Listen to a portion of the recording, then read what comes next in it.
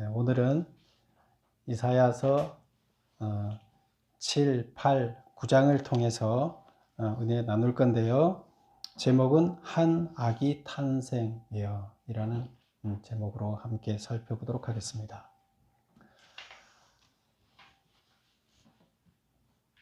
오늘의 제목을 보면 한 아기 탄생인데요.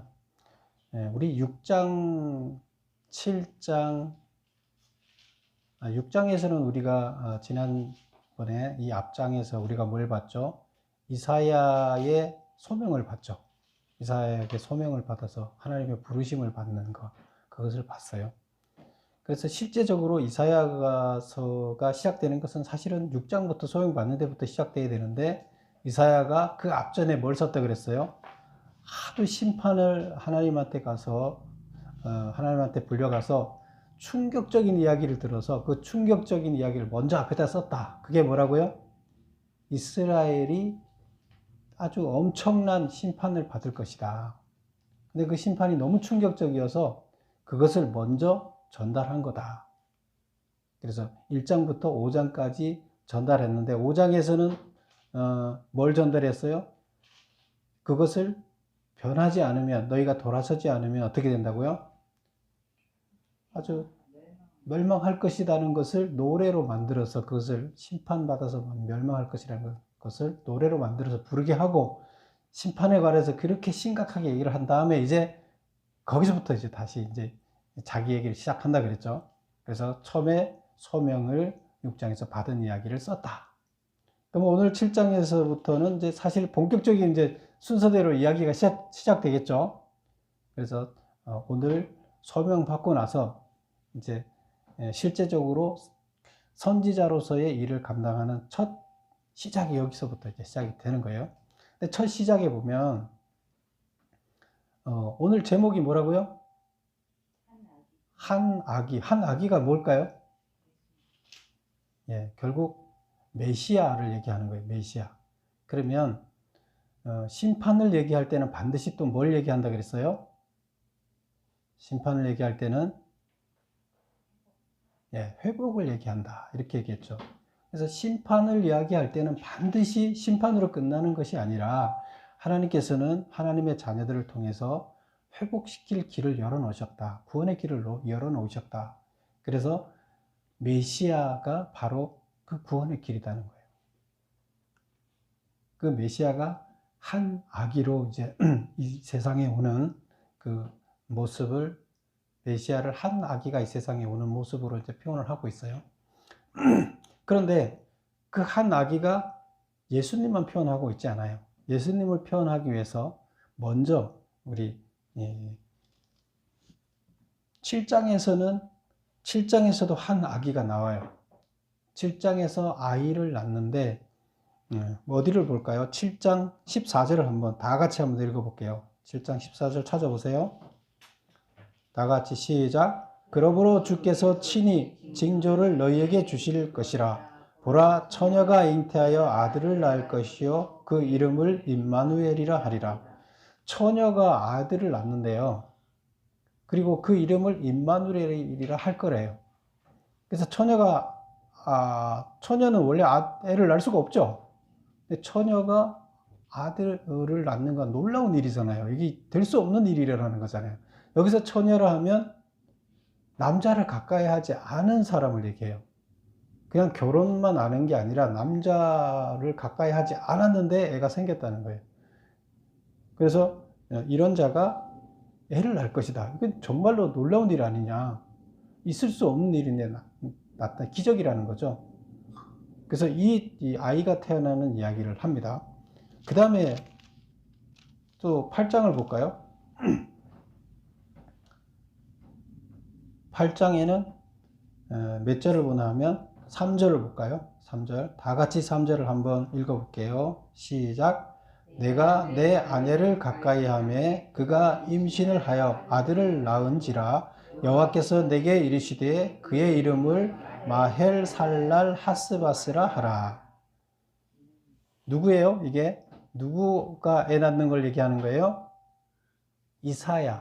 이사야가 자식을 낳는 이야기를 하는 거죠. 근데 자식을 낳는데 하나님이 그 이름을 이렇게 지어라. 아들 이름을 이렇게 지어라. 그래서 여기도 아들을 낳아서 이름을 짓는 이야기, 아들을 낳는 이야기를 하고 있어요. 그리고 이제 오늘 본 몇 장이에요? 9장. 9장에서 자, 몇 절을 볼까요? 6절을 보겠습니다. 6절. 다 같이 읽어보겠습니다. 시작. 이는 한 아기가 우리에게 낳고 한 아들을 우리에게 주신 바 되었는데 그의 어깨에는 정사를 메었고 그의 이름은 기묘자라 모사라 전능하신 하나님이라 영존하시는 아버지라 평강의 왕이라 할 것임이라. 그래서 여기서 한 아기는 메시아를 이제 얘기를 합니다. 근데 이게 다 연관이 되어 있죠. 공통점이 뭐예요? 예, 아기예요, 아기. 근데 다 아들이에요. 아들을 낳아서 그 이름을 짓는 이야기인데, 한 아들을 낳아서 그 아들을 통해서 뭔가를 하겠다는 거예요. 그 아들을 통해서 뭔가를 보여주는 거예요. 메시지를, 아들을 통해서 메시지를 전달하는 거예요. 그래서 이 이야기가 오늘 주제가 되겠습니다. 그래서 7장 1절을 한번 볼까요? 7장 1절에 보면 거기 보면 이제 예루살렘이 침공을 당합니다. 근데 누가 침공을 하는 거냐 하면 연합된 두 나라가 침공을 한다 그랬어요. 연합된 두 나라가 어디예요? 거기 보면 아람의 르신 왕. 그래서 아람은 우리가 기억하고 있죠. 아람의 왕이 르신이에요. 여기서 왕 이름을 왜 쓰나 하면 어느 때에 침략했는지 몇 년도에 침략했는지를 알기 위해서 그렇게 쓰는 거예요. 그래서 아람의 르신 왕과 그 다음에 르말라야의 아들 이스라엘의 베가 왕, 그리고 북이스라엘의 베가 왕이죠. 그래서 두 사람이 지금 예루살렘을 쳤어요. 연합해서 예루살렘을 쳐들어왔죠. 우리 많이 봤죠. 그렇게 해서 연합해서 예루살렘을 친다고 했었죠. 그래서 유다를 쳤어요. 그런데 능히 이기지 못하니라. 능히 쳐들어왔지만 연합해서, 왜 연합해서 쳐들어왔다 그랬죠? 아수르라는 나라가 지금 강대해지면서 아수르가 다 집어삼켜서 애굽까지 먹어버리려고 지금 계획을 세우고 있어요. 그러니까 주변에 있는 나라들이 이게 안 되겠다. 우리 연대해서 저 아수르랑 대항해야 되겠다. 이렇게 해서 연대하자고 지금 막 다 그 연대 작업을 하고 있는데 지금 유다는 난 연대 안 하겠다 그런 거예요. 그랬더니 바로 아람과 북이스라엘이 연합해서 안 되겠다. 요놈부터 먼저 치고 우리가 연대하지, 안 그러면 우리가 전쟁하러 갔을 때 이놈이 우리를 먹어버리면 안 된다. 이렇게 생각하고 먼저 이렇게 하우링이 생기지.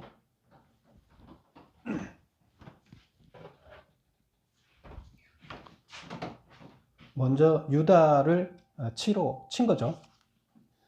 그 얘기입니다. 그래서 지금 유다를 쳤는데 이게 이제 BC 734년입니다. 그래서 유다를 쳤어요. 유다를 치니까 어떻게 됐어요? 네. 예루살렘 빼고는 지금 다 지금 점령을 했는데 예루살렘은 점령을 할 수가 없어요. 그런 상태예요. 그런데 2절 보면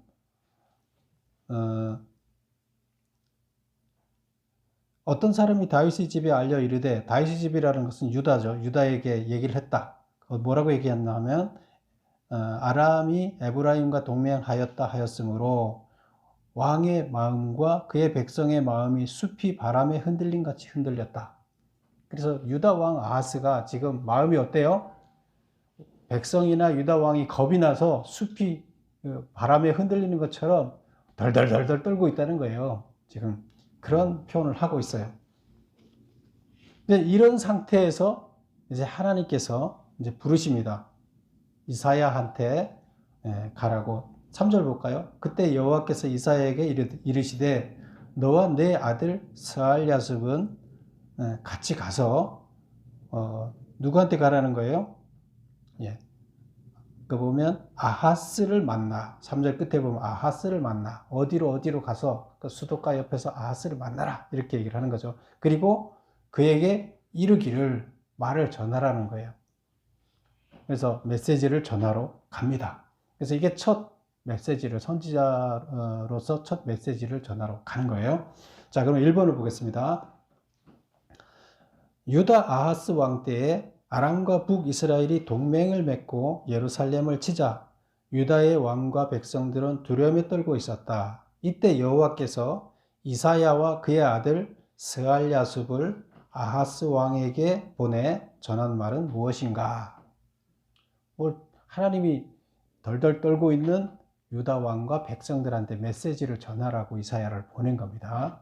그럼 뭘 이제 전하라고 했느냐? 메모 1번 보겠습니다. 아람과 북이스라엘은 연기 나는 부지깽이에 불과하니 두려워하지 말라. 이게 첫 번째예요. 지금 연합군은 어떻다고요? 연기 나는 부지깽이에 불과하니까 두려워하지 말라. 겁내지 마라. 덜덜 떨고 있는 그들한테 이걸 전합니다. 연기 나는 부지깽이가 뭐예요? 우리 장작을 이렇게 불을 필 때는 그 불을 잘 피게 하기 위해서 어떤 그 긴 막대기를 가지고 이렇게 불 구멍을 만들어 줘야 돼요. 바람 들어가게 통로를 만들어 줘야 돼요. 이렇게 딱 붙어 있으면 공기가 안 들어가면 불이 꺼져요.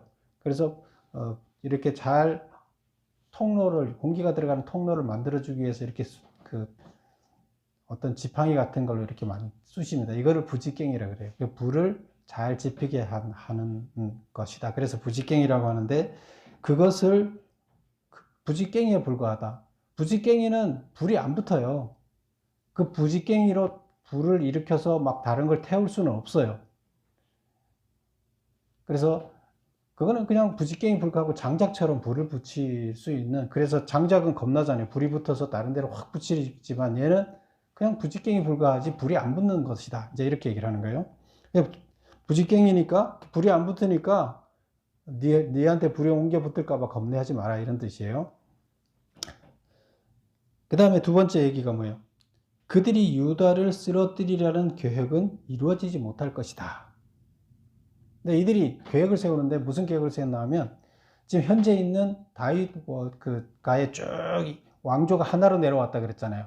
근데 그 왕조를 뒤집어 엎고 왕이 아닌 다른 자를 자기네한테 충성할 수 있는 자를 세워서 바꿔버리려고 이제 생각을 하고 왔어요. 그런데 그렇게는 안 될 것이다. 7절에 보면 주 여호와의 말씀이 그 일은 서지 못하며 이루어지지 못하리라. 그래서 안 된다. 그들이 계획을 하지만 내가 막아서 안 되게 할 거다. 이런 얘기예요. 그러니까 겁내지 마라. 이렇게 얘기를 했어요. 그런데 지금 현재 상황은 어때요? 이사야라는 선지자가 와서 하나님 말씀이라고 말은 잘했는데 지금 뭐예요? 다 쑥대밭이 됐어요. 그리고 지금 예루살렘만 간신히 지금 버티고 있어요. 예루살렘은 산 위에 있어서 성도 단단하게 잘 돼 있어서 못 들어오는데 언제 무너질지 몰라요. 지금 겁나서 덜덜 떨고 있어요. 그런데 이사야가 전한 메시지가 자기의 귀에 딱 박혀야 되는데 안 박히는 거예요. 누가? 아스 왕이. 그 믿음이 없다는 거죠. 박히면 어떻게 돼요? 하나님만 의지하면 되죠. 그런데 안 박히니까 어떻게 하겠어요? 안 믿어지니까 어떻게 해요? 아수르한테 손을 벌리는 거잖아요. 아수르한테 벌려서 얘네들이 동맹 맺어서 니네 죽이려고 그러는데 내가 반대했더니 나를 먼저 친다. 나는 니를 치지 말자 그랬으니까 나 와서 도와주라. 얘네들 다 죽여라. 이렇게 이제 메시지를 보내는 거죠. 돈을 잔뜩 싸다 주면서 그렇게 하는 거예요. 그래서 아수르가 얘네들을 와서 다 쳐 죽였잖아요. 근데 하나님은 어떻게 하라 그랬어요? 자기만 믿고 아수르한테 의지하지 말라는 거예요. 손 벌리지 말라는 거죠. 말을 들었을까요? 안 들었을까요? 안 들었죠. 믿음이 없으니까. 2번 보겠습니다. 아하스 왕이 여호와의 말씀을 믿지 않자 한 징조를 보여줄 테니 징조를 구하라고 했으나 이를 거절하자 여호와께서 친히 주신 징조는 무엇인가? 그러니까 하나님이 이 아하스 왕의 메시지를 이사야를 통해서 전달했더니 안 믿어요. 하나님이 너희를 이기게 해준다. 너희들 안 무너지게 해주겠다고 얘기를 약속을 안 믿어요. 그러니까 하나님이 또 뭐 선지자를 통해서 뭘 얘기하냐면, 야 그러면 네가 뭘 징조를 한번 요구해봐. 그러면 내가 네가 요구하는 징조를 이루어지게 할게. 예를 들어서 옛날에 그런 거 있었죠. 양털을 나를 부르셨습니까? 그러면 나를 쓴다는 그거를 증거를 보여주세요. 이슬이 내리게 하는데 어떻게? 이슬이 어떻게? 이슬이 내리면 다 젖어야 되잖아요. 그런데 요 양털한테만 이슬이 안 젖게 하시고 다른 데는 다 이슬이 젖게 하면 내가 하나님 믿겠습니다. 따르겠습니다. 근데 그 다음 일어나니까 또 진짜 그렇게 됐어요. 그래서 아이 이거 이럴 수도 혹시 잘못 그럴 수도 있지. 그럼 반대로 양털은 안 젖고 그 뭐 반대가 되게끔 다른 데 이슬이 묻게끔 해주면 진짜 믿을게요. 그랬더니 그 다음날 또 그렇게 됐어요. 그래서 하나님 말씀을 그대로 받아들이는 그 우리가 기억이 나죠, 성경에. 근데 그렇게 너가 나를 시험해보라 이거예요. 네가 원하면 안 믿어지면 요구하면 내가 그걸 믿어지게끔 징조를 보여주겠다, 기적을 보여주겠다 이 얘기예요. 그러면 너가 요구하는 거 뭘 하든지 간에 요구해봐라. 내가 그걸 기적으로 나타내 보여주겠다. 뭐 누구를 병을 낫게 해달라면 해주겠다 이거예요. 그랬더니 뭐라 그래요? 안 해요. 난 뭐라 그러냐면 우리 본문을 한번 볼까요? 12절 보겠습니다. 아하스가 이르되 나는 구하지 아니하겠습니다. 난 징조를 안 구하겠다는 거예요. 왜 안 구하는 거예요? 나는 여호와를 시험하지 아니하겠나이다. 하나님을 시험하지 말라 그랬으니까 나 하나님을 시험하지 않겠습니다. 사실은 속뜻은 뭐예요? 하나님이 나 시험해봐. 내가 징조 보여줄게 했으면 해야 되잖아요. 그런데 나는 하나님 시험하면 안 된다 그랬으니까 나 시험 안 할랍니다. 이렇게 하나님한테 어긋장을 놓는 거죠. 지 계획은 뭐예요? 아무래도 이사야가 하는 말은 못 믿었고 하나님이 그 얘기하는 거는 되지가 않을 것 같고 아수르가 와서 점령하면 금방 끝날 건데 뭐 이미 다 손을 써놨는데 뭐 내가 하나님한테 지금 아쉽게 할 필요가 있냐? 뭐 이런 얘기죠. 이미 다 손 써놨어요. 돈 주고 말 안 듣고. 근데 하나님 그거 하지 말라고 그러는데 지금 그 자기 고집을 계속 부리는 거죠. 그랬더니 하나님이 뭐라고 하시는 거예요? 14절 보면 그러므로 주께서 친히 징조를 너희에게 주실 것이다.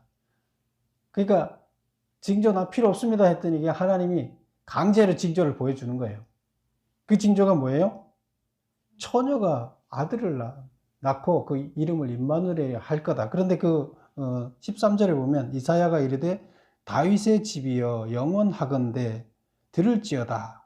그래서 다윗의 집이라면 다윗 가문이라 그랬죠. 그러니까 지금 유다 왕조를 얘기하는 거죠. 지금 1개 왕조로 쭉 내려왔으니까 현재 그 왕가를 얘기하는 거예요. 그래서 너희에게 주실 것이라 다윗의 집한테 준다 이런 얘기예요. 그럼 다윗의 집안 중에서 결혼 안 한 여자가 임신을 하고 애를 낳을 거다. 그리고 그 애의 이름을 임마누엘이라 지을 것이다. 이렇게 지금 왕한테 얘기를 해줘요. 근데 그 애를 낳는 사람은 모를 거 아니에요, 이 얘기를. 그리고 이름을 뭐라 지을지도 안 가르쳐 줬으니 모를 거 아니에요. 근데 그런 일이 있을 거라는 거예요. 그러면 금방 일어날까요? 애를 임신시켜야죠. 시간이 걸리죠. 애가 또 배불러서 날라 그러면 1년 걸리죠. 10달 걸리죠. 그럼 최소한 임신시키고 애 낳으려고 1년은 걸릴 거 아니에요. 그럼 1년 후에 증거 보여주겠다는 거예요, 하나님이. 그리고 나서 그런 증거가 있으면 처녀가 임신해서 남자를 가까이 하지 않는데 임신해서 또 그 애 이름을 임마누엘이라 하는 걸 보면 내가 말한 게 이루어질 걸 알으라는 거예요. 자, 2번 보겠습니다. 2번. 아하스 왕이 여호와의 말씀을 믿지 않자 한 징조를 보여줄 테니 징조를 구하라고 했으나 이를 거절하자 여호와께서 친히 주신 징조는 무엇인가? 보라, 처녀가 잉태하여 아들을 낳을 것이요 그의 이름은 임마누엘이라 하리라. 임마누엘은 하나님이 함께 하신다 그런 뜻이죠. 그가 성인이 될 때쯤 아수르에 의하여 유다는 황폐해져서 엉킨 젖과 꿀을 먹을 것이요 아람과 북이스라엘은 이미 멸망하고 없을 것이다. 그가 누구예요? 그가 성인이 될 때 아기 임마누엘이라고 처녀가 잉태해서 난 아기가 나왔는데 그 이름이 임마누엘을 질 건데 그 임마누엘이라는 아기가 성인이 될 때 그럼 몇 년 걸리겠어요? 이때 성인들은 이스라엘의 성인은 만 12세, 13세 이때 되면 성인이에요. 그래서 13세, 한국 나이로 13세, 만 12세. 그럼 12년이 지나면 어떻게 돼요? 이때 아기가 태어나서 12살이 넘으면 12년이 지나면 어떻게 된다는 거예요? 여기 뭐라고 그랬어요? 성인이 됐는데 그때쯤 되면 아수르에 의하여 유다는 황폐해져서 엉킨 젖과 꿀을 먹을 것이고, 유다가 황폐해져서 엉킨 젖과 꿀을 먹는다는 것은 농사를 못 짓는다는 얘기예요. 그래서 그냥 젖과 꿀, 그냥 야생에 그 나는 것을 뜯어먹고 살고 야생에서 채취해서 먹고 농사를 짓 수는 없어요. 황폐해져서. 그래서 그런 상태가 될 것이다. 이런 뜻이에요. 그러면 이 얘기는 뭐 때문에 그렇다고요? 아수르에 의하여, 아수르가 침공해 와서 황폐해져서 농사도 못 짓고 나쑥대밭이 되고 나니까 결국 사람들은 떠돌면서 농사도 못 짓고 뭘 한다는 거예요? 그냥 밖에서 젖과 그 양의 젖이나 아니면 벌꿀 뜯어먹고 살고 농사 지어서 포도 주스 먹고 이러지 못한다는 얘기잖아요. 그 다음에 또 나오는 얘기가 뭐냐면, 또 그렇게 되면 아람과 북이스라엘은 이미 멸망하고 없을 것이다. 너희들은 지금 아수르한테 그렇게 돼서 황폐해질 것이지만 너희들을 지금 침공해 와갖고 너희들을 지금 무너뜨리려고 해서 예루살렘을 포위하고 있는 두 나라는 이미 멸망하고 없을 것이다. 이 얘기를 하는 거예요. 이게 한 아이를 통해서 아이가 성인이 됐을 때 이런 일이 일어난다. 너 두고 봐라. 이게 징조다. 이렇게 얘기를 하는 거예요. 근데 아하스는 그 징조를 받아들였을까요? 안 받아들였을까요? 안 받아들였어요. 하나님은 어쨌건 그 말을 했기 때문에 그 징조가 일어납니다. 근데 아하스는 무시하는 거죠. 그래서 지금 7장에 나오는 이야기는 하나님이 지금 한 아기를 왜 줬어요? 믿고 이스라엘 백성이 이스라엘 멸망시키지 않고 하나님이 도와줄 테니까 멸망시키지 않을 거다. 그러니까 뭐 하라는 거예요? 돌아서라는 거예요. 하나님을 온전히 신뢰하고 돌아서 하나님 말씀대로 살으라고 얘기를 하는 거예요. 내가 지켜줄 테니까 나 믿고 나처럼 내가 얘기한 말처럼 살으라는 거예요. 회개하고 돌아서라는 거예요. 지금 모든 것을 해결해 줄 자는 나다. 나를 온전한 신으로 믿고 돌아서라. 이 얘기를 하는 거예요. 그래서 너 증거 보여줄게. 기적을 어떤 거 너 얘기하면 그거 보여줘서 내가 하는 거라고 내가 보여줄 테니까 해라. 근데 안 받아들이는 거예요. 그래서 이게 7장의 이야기예요. 하나님은 뭘 하신 거예요? 구원의 길을 열어놓으신 거예요. 자, 그 다음 8장을 또 보겠습니다. 또 하나님이 포기를 하느냐? 포기를 안 하신 거예요. 8장을 넘어가 볼까요? 자, 1절 한번 보세요.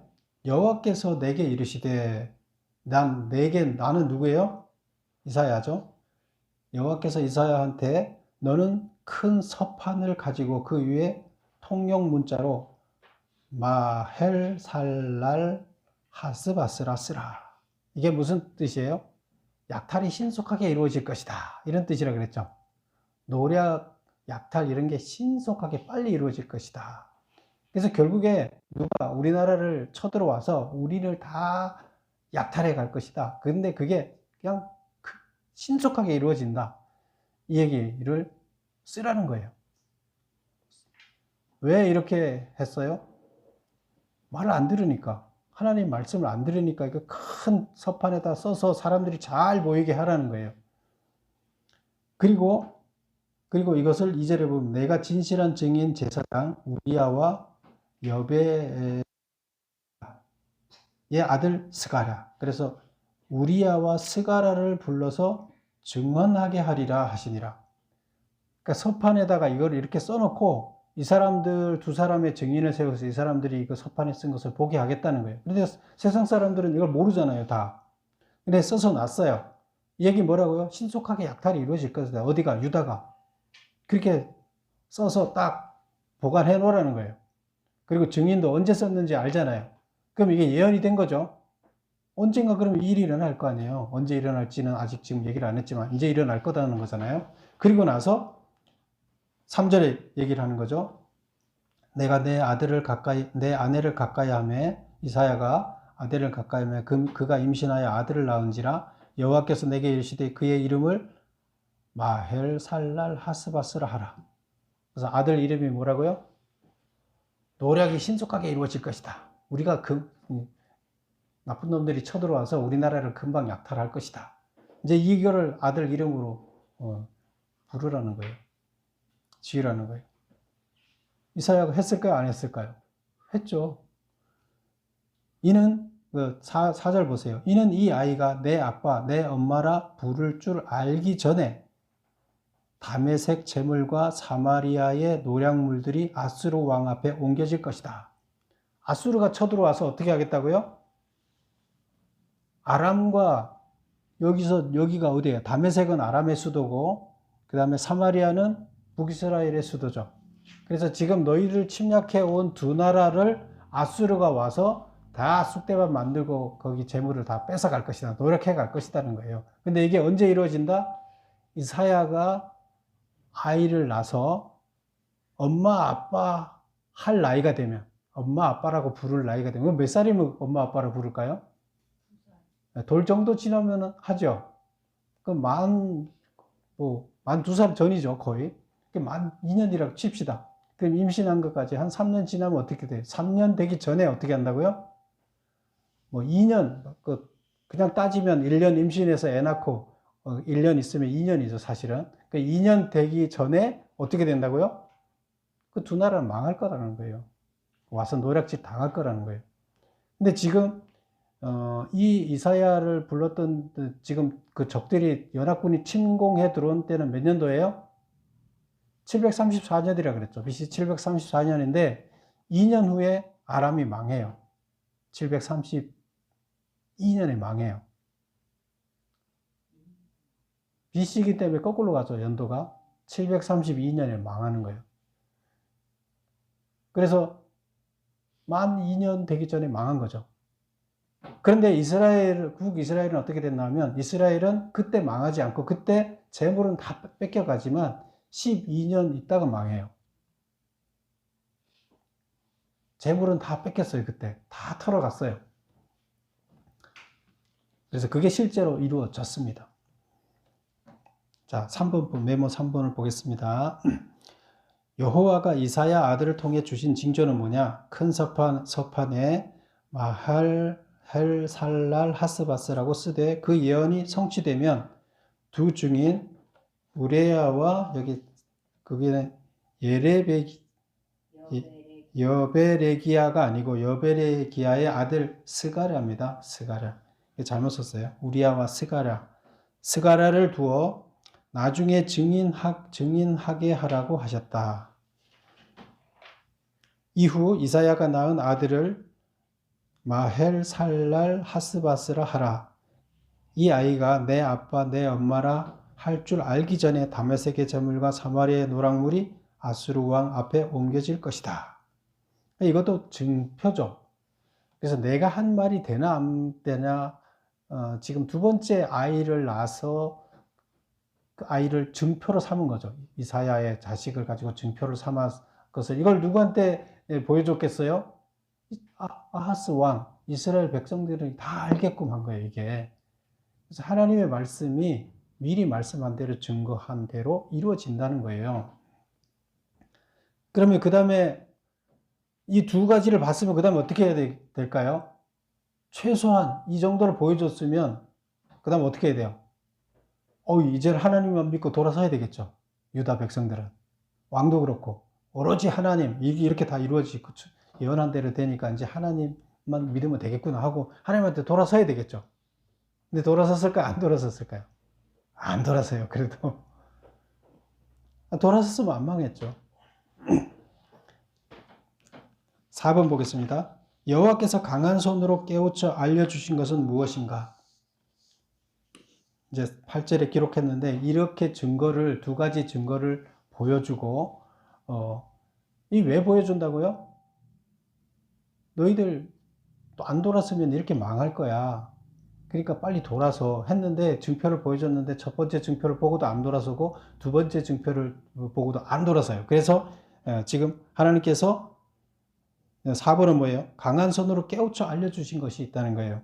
이사야가 쓰고 있습니다. 1번 뭐냐? 하나님이 유다와 함께 계실 것이기 때문에 유다를 치는 나라들은 끝내 그 계획을 이루지 못할 것이다. 하나님이 누구랑 같이 있다고요? 유다와 함께 있기 때문에 유다를 멸망시키려고 쳐들어오는 나라들은 그 계획을 이루지 못할 것이다. 하나님 알려줬다는 거예요. 그 다음에 만군의 여호와를 거룩하다 하고 두려워하며 무서워할 자로 삼지 않는 자는 걸려 넘어질 것이다. 지금 이들은 누구를 두려워하고 있어요? 이스라엘 백성들은, 유다 백성들은 누굴 두려워하고 있어요? 아수르를 두려워하고 있어요. 지금 나중에는 아수르가 쳐들어왔을 때는 아수르를 두려워하고, 지금 제일 강대국이죠. 그 다음에 또 애굽 강대국 두려워하고, 지금 현재 당장 급하게 자기들을 쳐들어온 이스라엘과 북이스라엘과 아람을 두려워하고 있죠. 이런 것들을 두려워하고 있어요. 근데 진짜 두려워해야 할 것은 하나님을 두려워하라는 거예요. 이 하나님이 주는 메시지예요. 이사야를 통해서.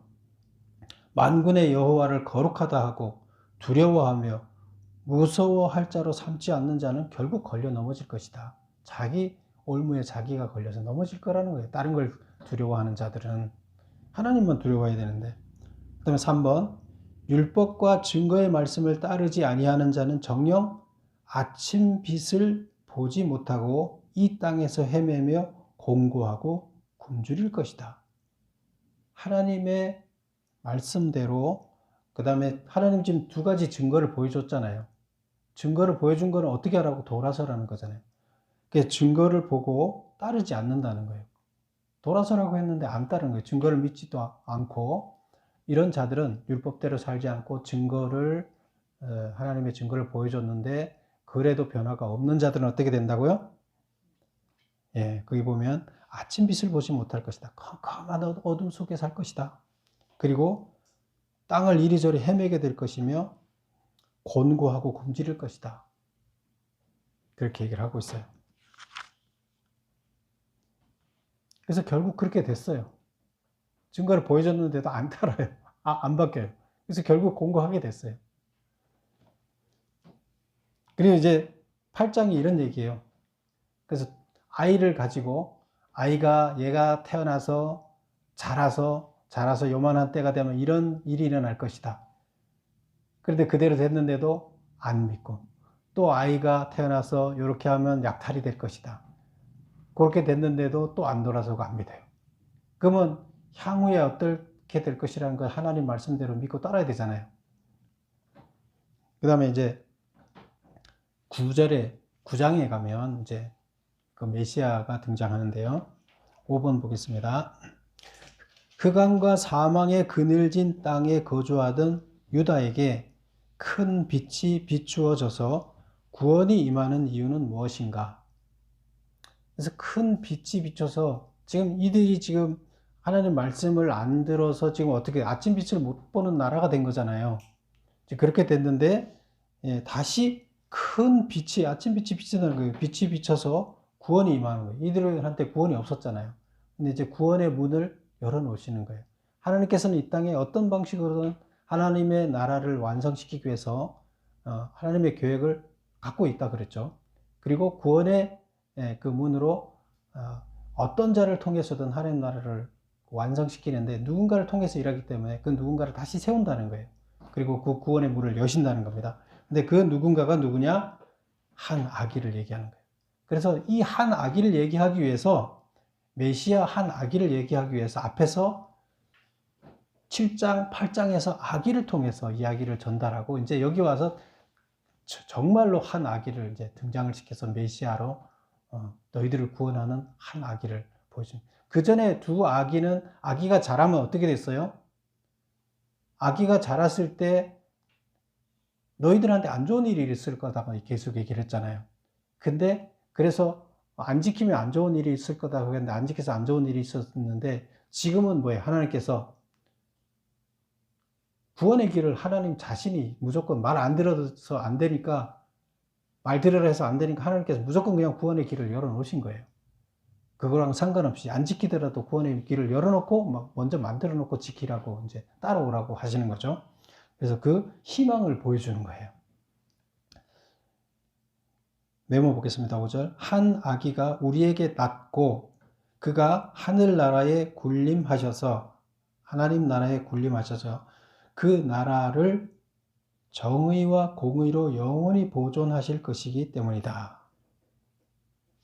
그래서 구원의 빛을 비춰서 구원이 임하는 이유는 바로 그분이 그 한 아기가 하나님 나라의 왕이 돼서 이 하나님 나라를 통치하게 되고 하나님 나라를 완성시킬 것이고 그 하나님 나라는 영원히 어떻게 공의와 정의가 살아있는 곳으로 만들 것이기 때문이다. 그래서 여기는 구원이 임하는 곳이다. 이렇게 얘기를 합니다. 아시겠죠? 그리고 이제 그 이후에서 9장 8절부터는 8절까지 그 이야기고요. 7절까지 그 얘기고 8절부터 이제 10장 4절까지 나오는 이야기는 뭐예요? 주께서 이스라엘을 벌하시는 얘기예요. 구원의 길은 열어놨지만 항상 그랬죠. 구원의 길을 열어놓되 구원의 길을 쫓아오지 않는 자들한테는 항상 멸망이 있다 그랬어요. 그렇죠? 하나님께서 구원의 길을 열어놨지만 거기에 쫓아오지 않는 자들한테는 멸망이 있는데 안 따르는 자들은 어떤 자들이 멸망을 받는가 지금 쭉 기록해 놓고 있습니다. 우선 크게 그 6번 제가 보겠습니다. 6번. 북이스라엘의 교만함은 무엇인가? 교만한 자는 하나님의 심판을 받는다 이런데 그런데 그러면 북이스라엘의 교만함은 뭐가 교만하느냐? 1. 에브라임과 사마리아 거민에 대하여 징계하는 것을 목격했음에도 불구하고 하나님께로 돌아서지 않는 것이다. 에브라임은 어디예요? 북이스라엘을 그 에브라임 지파가 그 대표 지파라 그랬죠. 그래서 북이스라엘을 에브라임이라고도 부른다고 그랬죠. 사마리아는 어디예요? 사마리아 북이스라엘의 수도였죠. 그래서 같은 말이에요. 에브라임과 사마리아 거민이 징계하는 것을 목격했음에도 북이스라엘이 멸망하는 것을 봤음에도 불구하고 하나님께로 돌아서지 않는다는 거예요. 교만하다는 거예요. 하나님이 징계 다 보여주고 지금 기적 보여주고 아이를 통해서 예언을 다 해주고 이거 다 보여줬는데도 불구하고 이걸 다 보고도 돌아서지 않는 것을 하나님은 교만하다고 생각하는 거예요. 자, 그럼 어떻게 표현하고 있느냐? 자, 10절을 한번 보겠습니다. 그 교만한 것을 이렇게 표현하고 있습니다. 9장 10절. 벽돌이 무너졌으나 우리는 다듬은 돌로 쌓고 뽕나무들이 찍혀 있으나 우리는 백향목으로 그걸 대신하리라 한다. 결국 하나님이 무너뜨렸으면 자기네가 그거를 하나님 무너뜨린 걸 거역해서 자기네가 다시 세우겠다는 거예요. 그러니까 하나님한테 대항하겠다는 거예요. 자기네 뜻대로 하겠다는 거예요. 하나님이 이렇게 해라 해서 무너뜨렸으면 따라야 되는데 그리고 그걸 다시 세우면 안 되잖아요. 근데 자기네들이 더 좋은 걸로 세우겠다는 거예요. 자기네 의지대로 살겠다는 거예요. 이것을 교만하다 이렇게 얘기를 하는 거예요. 그 다음에 7번 보겠습니다. 형제를 아끼지 않고 고륙 상쟁을 벌인 북이스라엘에게 내린 심판은 무엇인가? 형제를 아끼지 않고 원래 북이스라엘하고 남유다하고는 형제잖아요. 12형제였잖아요. 그래서 지금 어쨌건 왕이 통치를 너무 심하게 하니까 남북으로 나눠져서 나라가 두 개로 나눠진 거잖아요. 그 앞전에 자기들을 너무 심하게 다스려서 너희 아버지처럼 하면 우리는 니를 안 따르겠다. 이렇게 얘기를 하면서 나라가 나눠진 거잖아요. 그렇게 나라가 나눠졌는데 그래서 형제들이 그 정치적 세력으로 나눠서 지금 두 나라가 됐어요. 그런데 지금 북이스라엘이 남유다를 멸망시키겠다고 쳐들어왔잖아요. 그래서 어떻게 했어요? 남유다가 북이스라엘을 먼저 멸망시켰나요?